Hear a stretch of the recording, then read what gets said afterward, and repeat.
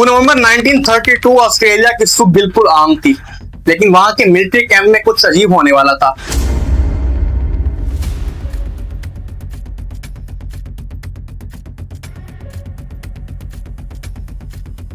Soldiers guns तैयार कर रहे थे, ऑर्डर्स दिए जा रहे थे, लेकिन इस बार आर्मी के मध्य मुकाबले कोई आर्मी नहीं थी।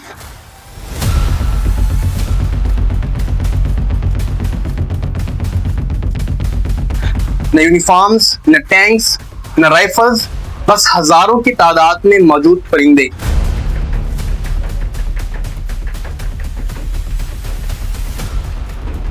तो अगले कुछ ही हफ्तों में दुनिया ने तारीख की सबसे अजीब जंग देखी, एक ऐसी जंग जिसमें ऑस्ट्रेलिया परिंदों के खिलाफ जंग हार गया।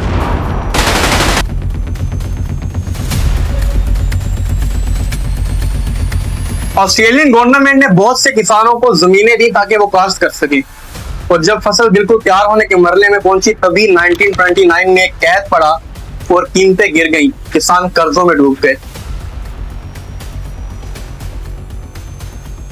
और तभी एक और मुसीबत किसानों पर नाजिल हुई।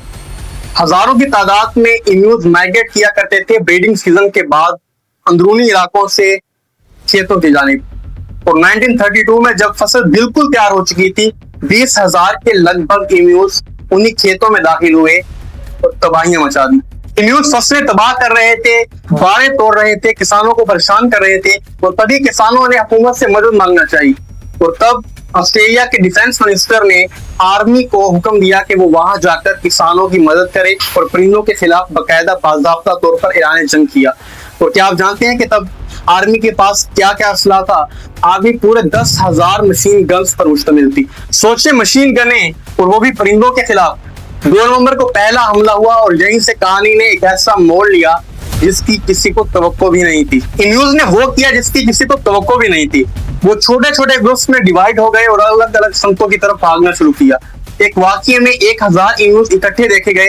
आर्मी ने सोचा कि ये आसान हदफ होगा, और तभी उन्होंने वहां मशीन गन्स के फायर किए, तो चंद ही सेकंड में तमाम मशीन गन्स जाम हो गई, लेकिन तमाम के तमाम परिंदे वहां से भाग चुके थे।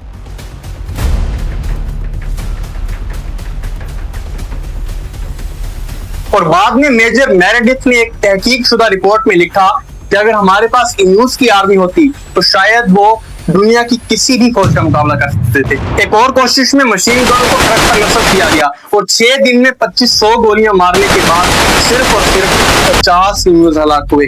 पार्लियामेंट में इस बात पर शदीद बहस हुई, बल्कि एक रुकन ने तो मज़ाहिया तंज में यह तक कहा कि इम्यूज को मेडल दिए जाएं। क्यों? क्योंकि वही इस जंग के फाते हैं। बरतानवी अखबारात ने भी इसे मज़ाहिया अंदाज में रिपोर्ट किया, और 8 नवंबर को तमाम आर्मी वापस बुला ली गई। एम्यू दुनिया का दूसरा सबसे बड़ा परिंदा, जिसकी मजबूत टांगियों से तेज रफ्तार और खतरा महसूस होते ही भागने में मदद देती है, और एक कुदरती दिफाई रवैया जो कि एक मुनज़्ज़म फौजी जमात में होता है, वही एम्यूज की आर्मी में देखा गया। फौज की नाकामी के बाद हुकूमत ने अपने बाउंड्री सिस्टम को मजबूत कर लिया, लेकिन वो एम्यूज के खिलाफ कोई मौसर कार्रवाई साबित न कर सके। जहां एक आखिरी बात कि वो जंग जो 1932 में स्टार्ट हुई थी आज भी बाज़ाब्ता तौर पर खत्म नहीं हुई, और आज भी मगरबी ऑस्ट्रेलिया में किसानों को एक ओपन सीजन में ये इजाजत दी जाती है कि वो इम्यूज के खिलाफ कार्रवाई करें। एक और दिलचस्प बात कि इम्यू आज भी ऑस्ट्रेलिया के कौमी निशान पर मौजूद कैंगरू के साथ खड़ा हुआ मिलता है, यानी जिस आर्मी को एक बर्ड से शिकस्त हुई वही बर्ड उसी आर्मी के कौमी निशान पर मौजूद है।